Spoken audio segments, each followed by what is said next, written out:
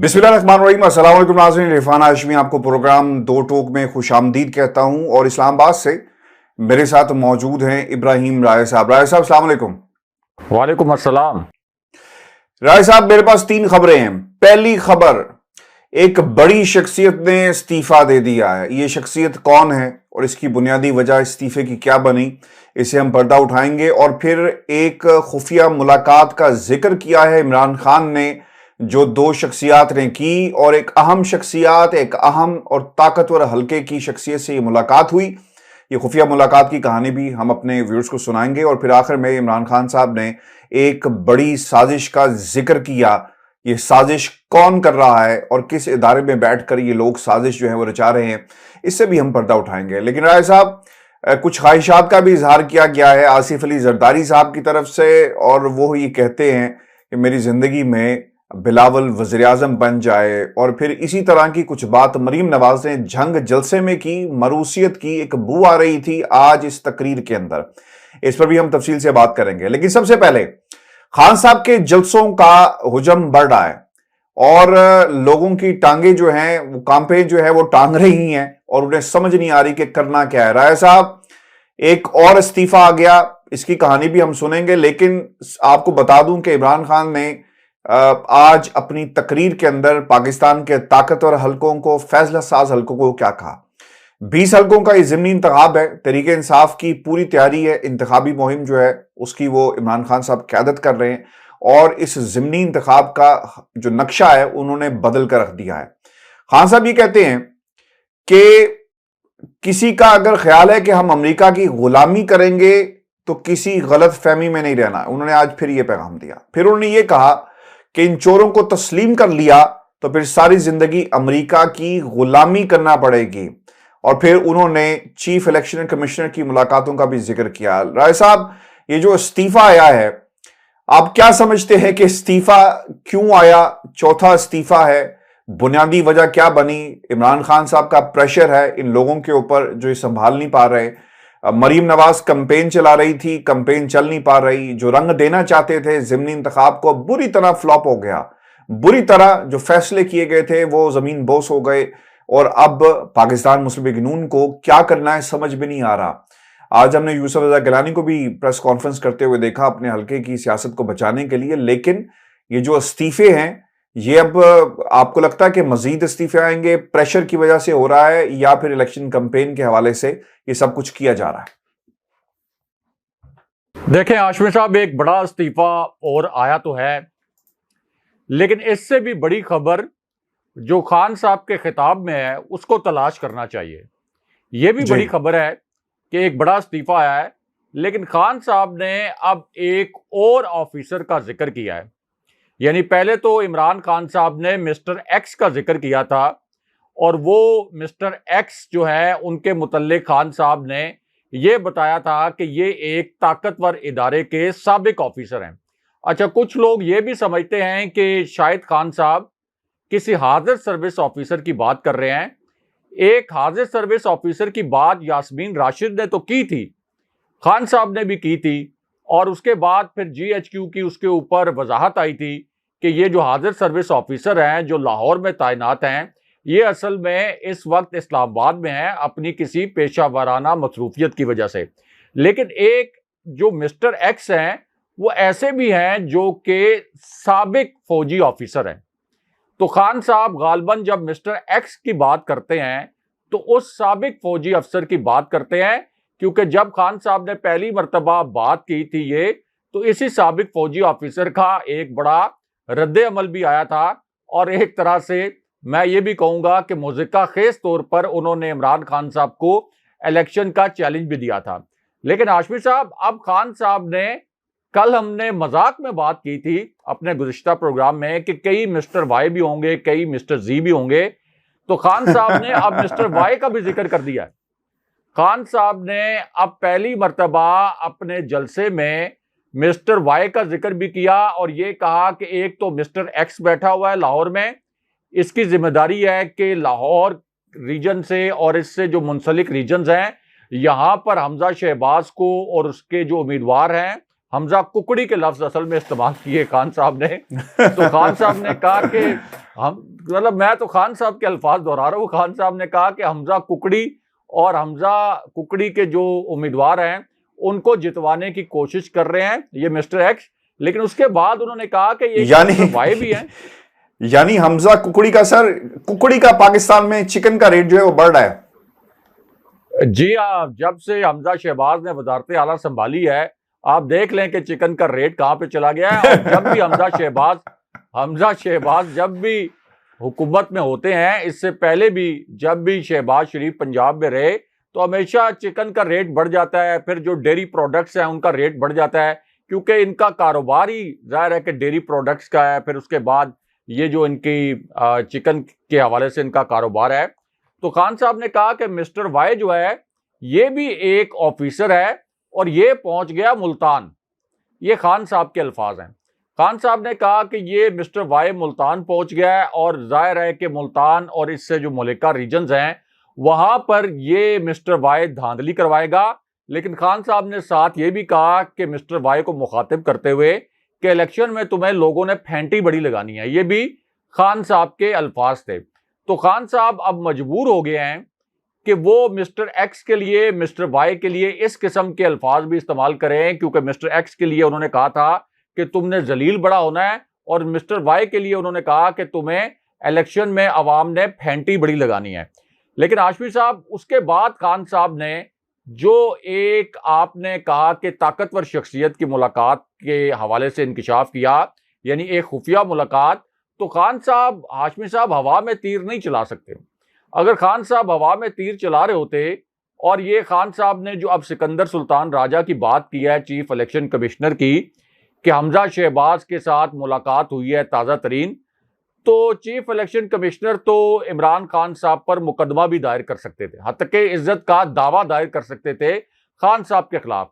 लेकिन हमने देखा है कि सिकंदर सुल्तान राजा इमरान खान साहब 4 मरतबा बात कर चुके हैं, और अब जो उन्होंने ताज़ा तरीन लिया में जलसा किया, यहां भी खान साहब ने कहा कि हमजा शहबाज के साथ मुलाकात करके धांधली का प्लान फाइनल किया है सिकंदर सुल्तान राजा ने। तो सिकंदर सुल्तान राजा की जानिब से, चीफ इलेक्शन कमिश्नर की जानिब से, जब पाकिस्तान का सबसे बड़ा पार्टी लीडर, सबसे मकबूल जमात का सबसे मकबूल लीडर इस किस्म के इल्जामात लगा रहा हो, कैमरों के सामने लगा रहा हो, तो चीफ इलेक्शन कमिश्नर की जानिब से इसकी वजाहत भी आनी चाहिए। इसी तरह मिस्टर एक्स और मिस्टर वाई के मामले पर अगर इनका ताल्लुक जिस तरह के एक पुख्ता तासुर है कि पाकिस्तान के ताकतवर इदारे से है, या आसान अल्फाज में आप कहें कि एस्टेब्लिशमेंट से है, फौज से है, चाहे ये फौज के साबिक कोई ऑफिसर्स हैं, लेकिन अगर खान साहब बार बार इनके नाम ले रहे हैं तो इस पर भी एक वजाहत आनी चाहिए। ना सिर्फ ये कि मिस्टर एक्स की जानिब से, मिस्टर वाई की जानिब से, बल्कि इनके अपने इदारे की जानिब से भी।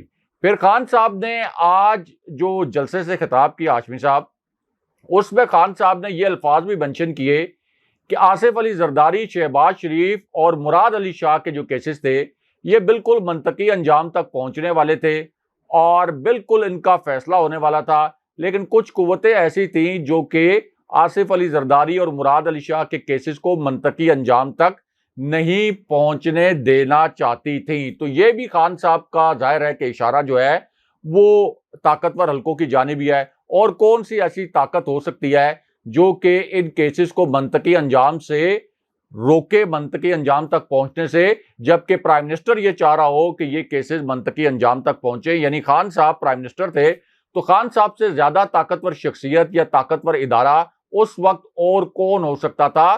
तो खान साहब असल में नपे तुले अंदाज में कभी डायरेक्टली कभी इनडायरेक्टली लोगों को शऊर दे रहे हैं, लोगों को बता रहे हैं कि असल में उनके 3.5 साल के दौर में क्या कुछ होता रहा। लेकिन हाशमी साहब, अब ये जो बौखलाहट है, यानी हमजा शहबाज की, मरियम नवाज की, और जिस इस्तीफे की आपने बात की, यानी पहले अय्याज सादिक का इस्तीफा आ गया, फिर ख्वाजा सलमान रफीक का इस्तीफा आ गया, फिर अवैस लगारी का इस्तीफा आ गया, और अब मलिक अहमद खान जो कि वजीर कानून भी थे, इससे पहले शहबाज शरीफ के स्पोक्स पर्सन भी रह चुके हैं। तो ये तो अपने आप को बड़ा समझते हैं कि बड़े वोकल हैं और बड़ा प्रोग्रामों में बैठ के नून लीग को डिफेंड करने की कोशिश कर रहे थे, लेकिन अब इनसे भी इस्तीफा लेना पड़ा है। यानी खान साहब का दबाव इतना है कि 4 विकेटें खान साहब के दबाव की वजह से नून लीग की उड़ी हैं, और ये दबाव इस वजह से है हाशमी साहब के जितने भी सर्वेज आए हैं, अभी 2 ताजा तरीन सर्वेज 2 बड़े टीवी चैनल्स ने और किए हैं, यानी 2 सर्वेज पहले किए थे, 2 ताजा तरीन सर्वेज आए हैं, क्योंकि जूं जूं इलेक्शन की तारीख करीब आती है तो चैनल्स अपने सर्वेज करते हैं, रिपोर्टर्स भी ग्राउंड पर जाकर काम करते हैं। तो ये सर्वेज तो बता रहे हैं कि कम से कम 16 और ये नशिस्तें 18 भी हो सकती हैं तहरीक-ए-इंसाफ की, अगर ये फ्री एंड फेयर इलेक्शन हुआ तो।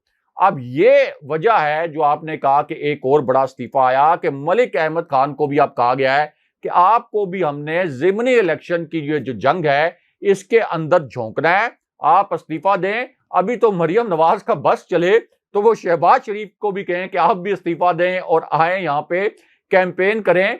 और ये इमरान खान साहब ने जो सीट्स जीत कर हमारे बयानिए के ताबूत में आखिरी कील ठोंकनी है, ये ना हो कि हमारा सियासी ताबूत जो है वो यहाँ से उठाया जाए, क्योंकि पूरी अब जो नून लीग है वो मुकम्मल तौर पर बौखलाई हुई है। उनके पास एक ही चारा है इस इलेक्शन को जीतने के लिए कि पूरी इंतजामी मशीनरी जो वो इस्तेमाल कर रहे हैं, रियासती वसाइल भी इस्तेमाल करें, मिस्टर एक्स मिस्टर वाई जिनका ताल्लुक इदारों से है उनको भी इस्तेमाल करें, तब जाकर वो इस इलेक्शन में कोई अपसेट कर सकते हैं। वरना ये इलेक्शन मुकम्मल तौर पर आजादाना सर्वेज ऐसी तंजीमें जो कि नून लीग के करीब समझी जाती थी वो भी कह रही हैं कि इस वक्त पीटीआई जीत रही है।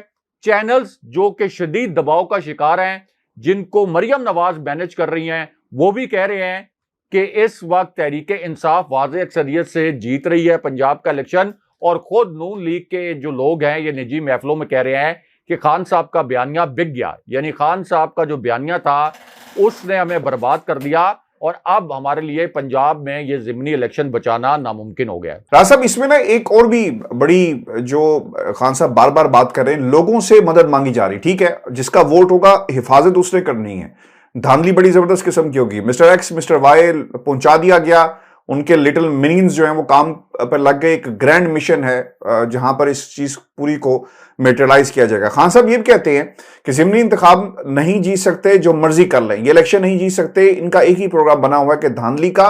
नवाज शरीफ साहब जब क्रिकेट खेलते थे तो वहां पर भी अपने एम्पायर्स खड़े करते थे, ये चोर धांधली के लिए उतरे हैं तो चीफ इलेक्शन कमिश्नर को साथ बुलाया। अब उन्होंने ये भी कहा कि धांधली राय साहब जो हो रही है, जो इनके किरदार हैं, जिस तरह इसको मटेरियलाइज किया जाएगा, जरूर हमें बताए कि धांधली किस तरह की जाएगी, क्या क्या तरीके अपनाए जा सकते हैं, धुंध कहीं पे आ जाएगी, बैलेट पेपर रिप्लेस कर दिए जाएंगे, क्या जो मिलते जुलते बैलेट पेपर पहले से छाप के रख लिए गए, हुकूमती मशीनरी। राय साहब, खान साहब ने कहा कि वीडियोस बनाएं जहां पर आप धांधली देखते हैं, 20 से 25 लोग हर पोलिंग स्टेशन की हिफाजत करें, जहां पर भी धांधली हो उसको बेनकाब किया जाए। ये पैगाम इमरान खान ने अपनी अब हर तकरीर के अंदर उस हल्के को लोगों को दे रहे हैं। हाशमी साहब, ये जो खान साहब कह रहे हैं कि अंपायर्स को मिलाकर मैच खेलती है ये पूरी शरीफ फैमिली, और इस वक्त भी अंपायर्स को मिलाकर ये ज़िमनी इलेक्शन का मैच खेला जा रहा है, इसमें हाशमी साहब एक अहम नुक्ता ये भी है कि ये जो मुसद्दिक मलिक हैं, जो इस वक्त मिनिस्टर भी हैं और नून लीग के इस वक्त बड़े वर्कर बने हुए हैं, ये नून लीग में कब आए थे, क्यों आए थे और कैसे नून लीग के करीब हो गए, और फिर कैसे इनको सेनेटर भी बनाया गया पहले और अब मिनिस्टर भी बनाया गया। यानी इनकी नून लीग के लिए स्ट्रगल सिफर है। ये नून लीग के कोई ऐसा नहीं है कि ये कोई सियासी कारकुन थे नून लीग के, इन्होंने नून लीग के लिए कोई स्ट्रगल नहीं की। यानी ख्वाजा साद रफीक जैसे उनकी स्ट्रगल है नून लीग के लिए, आप ख्वाजा साद रफीक से लाख इख्तलाफ करें लेकिन वो एक जबरदस्त सियासी कारकुन है और उन्होंने अपनी जमात के लिए बहुत स्ट्रगल किया है। ख्वाजा आसिफ ने अपनी जमात के लिए स्ट्रगल किया है। करप्शन के इल्जामात अपनी जगह, वो जाहिर है कि अदालतों ने फैसले करने हैं, और इसके साथ साथ ख्वाजा आसिफ के हवाले से और भी बहुत से ऐसे मामलात हैं जिन पर उनको शदीद तनकीद का निशाना बनाया जा सकता है। लेकिन अपनी जमात के अंदर उन्होंने स्ट्रगल किया है, तब जाकर वो फिर ऊपर पहुंचे और वजीर वगैरह बने। लेकिन मुसद्दिक मलिक, आपको पता है और हमारे व्यूअर्स को पता है कि किस खुशी में और किस वजह से मुसद्दिक मलिक को सेनेटर बनाया गया और उसके बाद अब उनको वजीर भी बनाया गया है। मुसद्दिक मलिक का जो क्राइटेरिया था वो ये था कि जो केयर टेकर सेटअप बना था 2013 में, केयर टेकर सेटअप में ये मिनिस्टर थे और इन्होंने जाकर मिनिस्टर थे, इन्होंने मियां नवाज शरीफ से मुलाकातें की थी। हाशमी साहब, केयर टेकर जो सेटअप होता है, इसने अगला इलेक्शन करवाना होता है। केयर टेकर जो गवर्नमेंट होती है वो मुकम्मल तौर पर आजाद उसका एक तासुर होता है और उसने अगला इलेक्शन करवाना होता है। इलेक्शन करवाने से पहले ये मुसद्दिक मलिक मियां नवाज शरीफ से जाकर मुलाकातें करते रहे और वहां पर 2013 के इलेक्शन को रिक करने के हवाले से भी फिर इतलात आई, क्योंकि जनरल कियानी ने भी अभी रिजल्ट्स अनाउंस नहीं हुए थे तो उस वक्त जाके मियां नवाज शरीफ से मुलाकात कर ली थी। तो उस पर भी बड़े सवालात उठे थे कि ये 2013 के इलेक्शन के अभी रिजल्ट्स अनाउंस नहीं हुए तो इस किस्म की मुलाकातें क्यों हो रही हैं। तो मुसद्दिक मलिक ने असल में बतौर मिनिस्टर, उस वक्त केयर टेकर मिनिस्टर, उस वक्त मियां नवाज शरीफ के साथ जाकर मैच फिक्स किया। उसके नतीजे में मुसद्दिक मलिक की बगैर किसी सियासी जिद्दोजहद, बगैर किसी पॉलिटिकल स्ट्रगल के उनको नवाजा गया। नून लीग के अपने ऐसे लोग जिन्होंने स्ट्रगल की थी उनका हक मारा गया।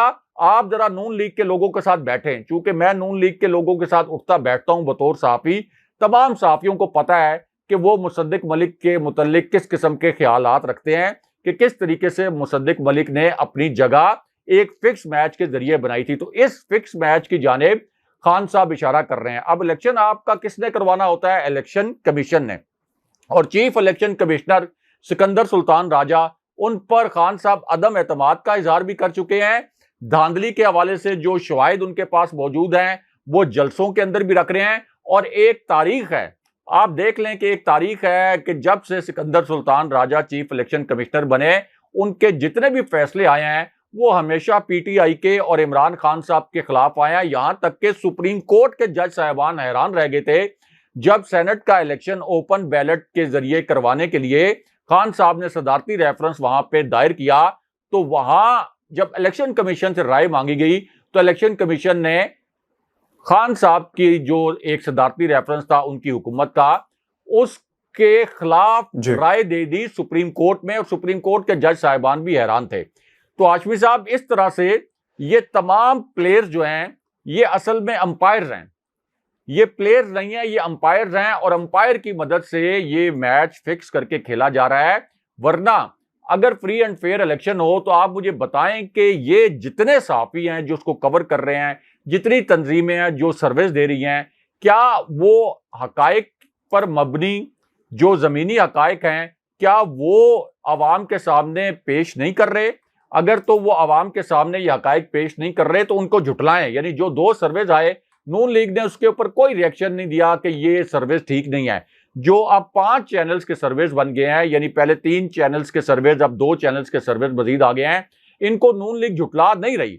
तो जब वो झुटला भी नहीं रहे, इसका मतलब है कि ये सारे आदादो शुमार हकीकी हैं कि पीटीआई 16 से 18 नशिस्तें जीत सकती है। लेकिन उसके बावजूद यहां पर एक धांधली का प्लान बनाया गया है जो कि अंपायर के साथ मिलकर बनाया गया। जो वीडियो वाली आपने बात की, इससे मुझे राना सनाउल्लाह का एक जो स्टेटमेंट है वो हाशमी साहब बड़ा अहम है, वो मुझे याद आ गया। बड़ा मजाहिया किस्म का स्टेटमेंट, आप भी सुनकर एंजॉय करेंगे, हमारे जो व्यूअर्स हैं वो भी महसूस होंगे, क्योंकि राना सनाउल्लाह ने आज के दिन में ये स्टेटमेंट दिया है एहसन इकबाल के खिलाफ जो चोर चोर के नारे लगे थे उस कॉन्टेक्स्ट में। और राना सनाउल्लाह ने अब ये कहा है कि नून लीग के जितने भी रहनुमा हैं उनसे मैं ये कहता हूं कि अब अगर आपके खिलाफ कोई चोर चोर का नारा लगे तो आप उस फैमिली के या उन लोगों की वीडियोस बनाएं, वीडियोस बना के आप एफआईए को भेजें। एफआईए को जब आप भेजेंगे तो मैं इंश्योर करूंगा कि मैं इनको गिरफ्तार करवाऊंगा, गिरफ्तार करवाने के बाद इनके शनाख्ती कार्ड भी ब्लॉक करवाऊंगा। यानी खौफ का इतना आलम है हाशमी साहब, श्रीलंका वाले हालात। लोग कहते हैं कि श्रीलंका के हालात को पाकिस्तान के हालात से आप रिलेट ना किया करें, इतना खौफ है कि आपके दोस्त कहते हैं, दोस्त भी कहते हैं, आपके दोस्त कहते हैं, नून लीग के भी दोस्त कहते हैं, और हमारे कुछ व्यूअर्स भी कहते हैं कि ये श्रीलंका के हालात का जिक्र लेके आप क्यों बैठ जाते हैं। मुझे भी कहते हैं, मेरे वीलॉग्स पे भी कभी कभी कमेंट्स करते हैं, यहां भी कभी कभार कुछ लोग कमेंट्स करते हैं, तो वो इसलिए हम लेके बैठ जाते हैं कि उसकी रेलेवेंस है।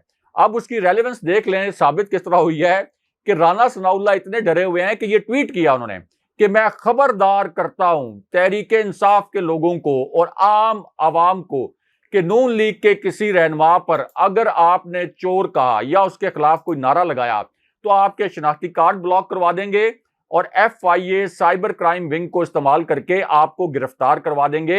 इस पर फिर फवाद चौधरी का और शहबाज गिल का रद्द-ए-अमल भी आया, लेकिन फवाद चौधरी का रद्द-ए-अमल दिलचस्प है।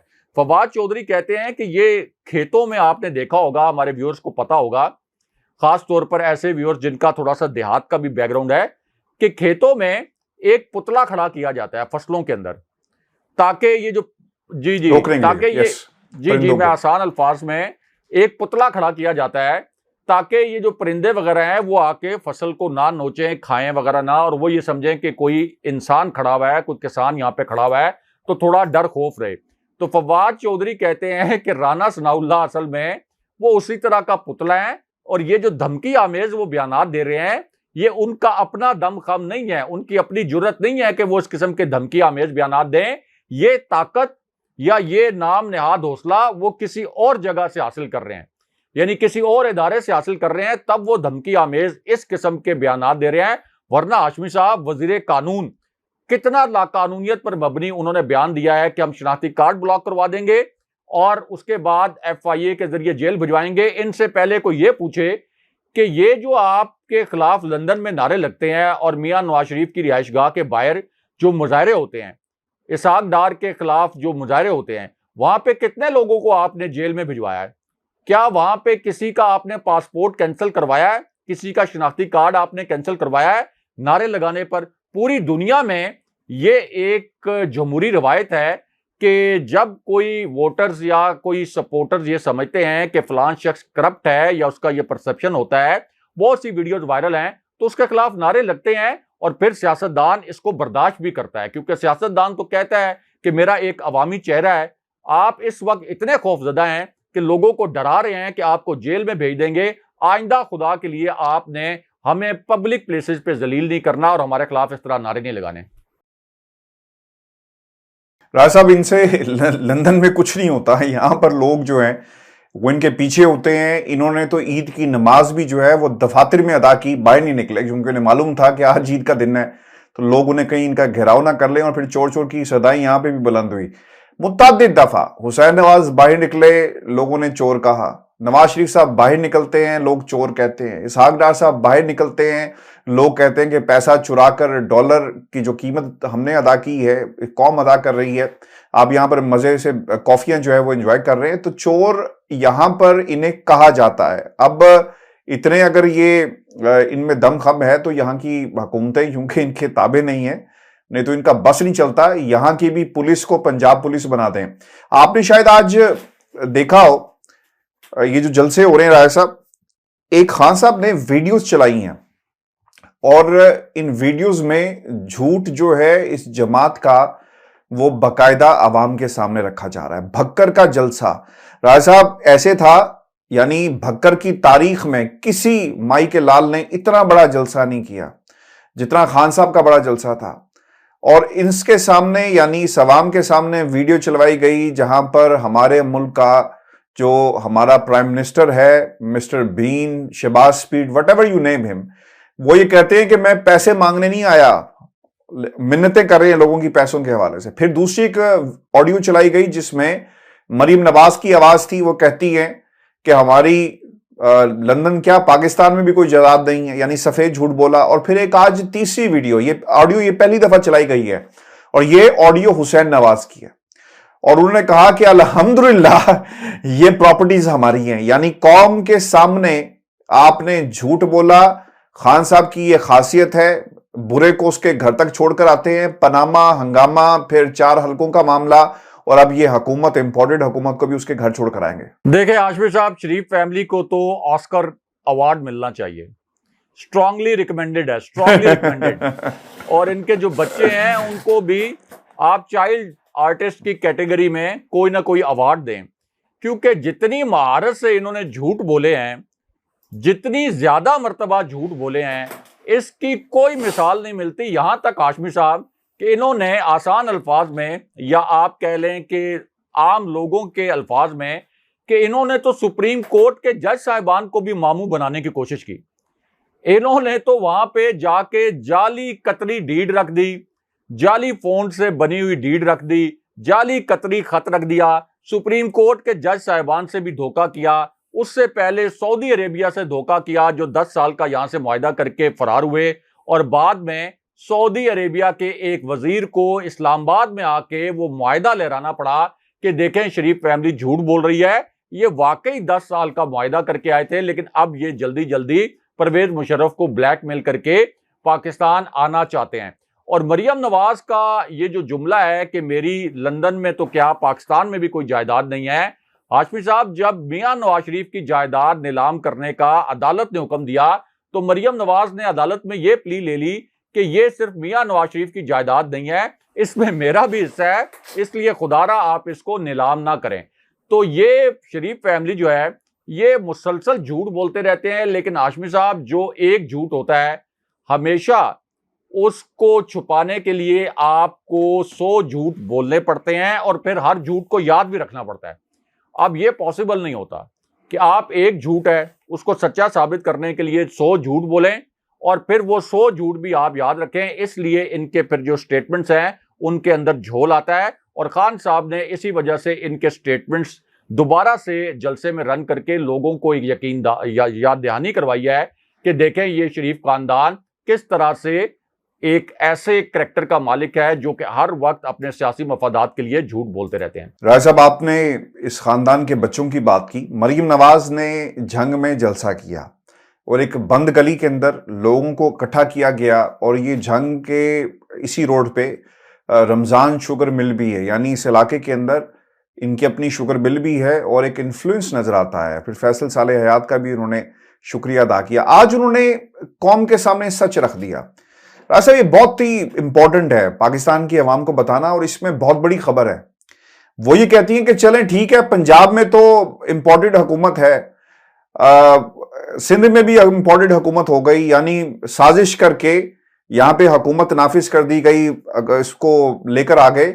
केपी में हालात क्या हैं, यानी उन्होंने आज तस्लीम कर लिया भरे हुए मजमे में कि पंजाब में, सिंध में, बाकी सूबों में जहां जहां भी इनकी हुकूमतें हैं, इनके इत्तेहादियों की, वहां पर अमरीका नवाज हुकूमतें कायम की गई और मरकज में भी कायम की गई। फिर दूसरी जो उन्होंने बात कही वो ये कहती हैं कि हम पाकिस्तान की खिदमत नस्ल दर नस्ल करेंगे, यानी मरियम नवाज से पहले नवाज शरीफ, फिर मरियम नवाज के बाद जुनैद सफदर, और फिर इसी तरह ये पाकिस्तान के ऊपर ये खानदान हमेशा हुक्मरानी करता रहेगा। और दूसरी तरफ उन्होंने ये भी कहा कि शहबाज शरीफ और फिर हमजा शहबाज के बाद उनकी औलादें भी पाकिस्तान के ऊपर हुक्मरानी करेंगी। हैविंग सेड दैट, एक ख्वाहिश का इजहार दूसरी तरफ से भी किया गया है। ये मरूसियत के किरदार पाकिस्तान पर मुसल्लत हैं राय साहब।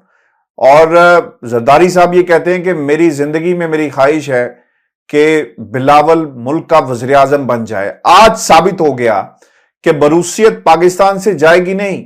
बिलावल को जिस तरह प्रमोट किया जा रहा है दुनिया की ताकतों के सामने, जिस तरह पिच किया जा रहा है, आलमी जो लोग हैं जिन्होंने हुकूमत के बनाने और बिगाड़ने में जिनका हाथ होता है। और ये भी बहुत इंटरेस्टिंग फैक्टर है साहब, जो अमरीकी वजीर खारजा है वो पाकिस्तान के किसी भी बंदे से बात नहीं करता था। जब से ये इंपोर्टेड हुकूमत और अमरीकी साजिश जो है हमारे मुल्क में हुई, बिलावल जिसका कोई करियर नहीं है, जो मरूसी किरदार है मरियम की तरह, पाकिस्तान की अवाम पर ये बोने, ये किरदार हमें मुसल्लत किए गए, उसे वजीर खारजा 3-3, 4-4 दफा मुलाकात और फोन करता है। तो ये तो सच साबित हो गया कि ये किरदार किस मकसद के तहत हम पर नाफिज किए गए। और राय साहब, ये मरूसियत जो है हमारा पीछा छोड़ने वाली नहीं है। देखें हाशमी साहब, प्लान तो इनका यही था कि हम बड़े आराम से बारियां लेंगे, यानी एक मरतबा शरीफ खानदान, एक मरतबा जरदारी खानदान। लेकिन इस प्लान के अंदर एक ट्विस्ट आ गया खान साहब की सूरत में। अब खान साहब अगर ना होते तो इस मरूसियत से पाकिस्तान की जान कभी ना छूटती। लेकिन खान साहब ने लोगों में एक अवेयरनेस पैदा की। ये जो मरियम नवाज प्लान बनाकर बैठी हैं, ये श्रीलंका के हुक्मरान भी ऐसे ही प्लान बनाकर बैठे हुए थे। दोनों भाई, यानी एक भाई प्राइम मिनिस्टर था, एक भाई सदर था, मरूसियत चल रही थी, ये भी आगे का प्लान बना के बैठे हुए थे कि हम इसी तरह मरूसियत चलाएंगे। तो खान साहब की पार्टी जो इमर्ज हुई, उससे पहले शरीफ खानदान भी यही प्लान बना के बैठा हुआ था, जरदारी खानदान भी यही प्लान बना के बैठा हुआ था। लेकिन खान साहब ने एक मरतबा तो इनका प्लान तोड़ा, एक मरतबा तो वो पेनिट्रेट किया उन्होंने और इनका जो इक़्तिदार का सूरज था उसको गुरूब किया। अब दोबारा से एक साजिश के तहत, एक बैरूनी साजिश के तहत जिसमें कुछ अंदरूनी किरदार शामिल हैं और ऐसे किरदार के जब उनकी मर्जी हो कि किसी हुकूमत को गिराना तो फिर आप हुकूमत बचा नहीं सकते पाकिस्तान के अंदर। तो उसके बाद खान साहब अब हुकूमत से तो बाहर हुए हैं, लेकिन हाशमी साहब खान साहब ने सियासी तौर पर इनका जीना पहले से भी ज्यादा हराम किया हुआ है और उसकी मिसाल हमारे सामने है कि ज़िमनी इलेक्शन में मरियम नवाज किस तरह से तड़प रही हैं, पूरी नून लीग किस तरह से तिलमिला रही है, क्योंकि उनको पता है कि ये अगर शफाफ इलेक्शन हुए तो दोबारा से पंजाब में तहरीक इंसाफ की हुकूमत बन जाएगी। और ये जो इलेक्शन में डिले कर रहे हैं, यानी अक्टूबर में इलेक्शन नहीं करवा रहे और अगले साल इलेक्शन की बात कर रहे हैं, उसका भी आप ये कह लें कि असल में खौफ ये है कि खान साहब दोबारा से हुकूमत में आ जाएंगे हमारे धांधली के अरबों के बावजूद। दूसरा, हाशमी साहब, जरा मरियम नवाज ने जो कहा कि हम नस्ल दर नस्ल खिदमत करते रहेंगे, तो इससे पहले 3 मरतबा आपका खानदान पाकिस्तान में हुक्मरान रहा। तो 3 मरतबा अगर आपका खानदान हुक्मरान रहा, आज भी पाकिस्तान वहीं खड़ा है जहां पर आपकी हुकूमत पहली मरतबा आपको मिली थी। तो आपने तो 1 इंच भी आगे नहीं बढ़ाया, पाकिस्तान को आपने 1 सेंटीमीटर भी आगे नहीं बढ़ाया। और खान साहब ने अपने 3.5 साल में जो पाकिस्तान को आगे बढ़ाया था वो आपने 2.5 महीने में अपनी इंपोर्टेड हुकूमत आने के बाद वो तमाम माशी इंडिकेटर्स जो है वो रिवर्स कर दिए और पाकिस्तान को दिवालिया होने के करीब ले गए। तो आप अगर हमें ये बता रही हैं कि वॉइस राय के तौर पर आगे आपके बच्चे, फिर आपके बच्चों के बच्चे, फिर हमजा शहबाज के बच्चे हमारे ऊपर मुसल्लत होंगे, तो असल में आप हमें ये बता रही हैं कि हम गुलाम इब्ने गुलाम हैं, आप बादशाह हैं, हम आपकी रियाया हैं। लेकिन मरियम नवाज को यह भी याद रखना चाहिए कि अब ये जो दौर है ये इंफॉर्मेशन टेक्नोलॉजी का दौर है, लोगों में शऊर आ गया है, लोगों में अवेयरनेस आ गया है और ऐसी ताकतें जो कि हुकूमतें बनाने और हुकूमत गिराने के फैसले करती हैं, अब उनके पसपा होने का वक्त भी आ गया है, क्योंकि ये टेक्नोलॉजी जो है इसके सामने हाशमी साहब दुनिया की कोई ताकत नहीं खड़ी हो सकती। ये टेक्नोलॉजी आपको अवेयरनेस देती है, 4G 5G आपके बिल्कुल हाथ के अंदर है, आप गूगल करते हैं तमाम हकायक आपके सामने आ जाते हैं, ट्विटर पर आपके सामने तमाम हकायक आ जाते हैं, आप टीवी चैनल्स बंद कराएं, सोशल मीडिया पर वो सारी वीडियोज और खबरें आ जाती हैं। तो इसलिए मरियम नवाज का ये जो ख्वाब है कि हम नस्ल दर नस्ल पाकिस्तानियों को गुलाम बनाएंगे, अब ये ज्यादा देर तक नहीं चलेगा, ये ख्वाब उनका पूरा नहीं हो सकता। खास तौर पर जब तक खान साहब की ये स्ट्रगल जारी है, जो हमें पता है कि खान साहब कभी भी गिव अप नहीं करते, ये मरियम नवाज का और जरदारी खानदान का ये ख्वाब अब दोबारा पूरा नहीं होने वाला। बिल्कुल ठीक है। ऐसा व्यूअर्स, ये आज का हमारा शो था। आपने कमेंट जरूर भेजिएगा, चैनल को सब्सक्राइब करना मत भूलें। मुझे और इब्राहिम राजा साहब को इजाजत दीजिए। अल्लाह ने के बाद।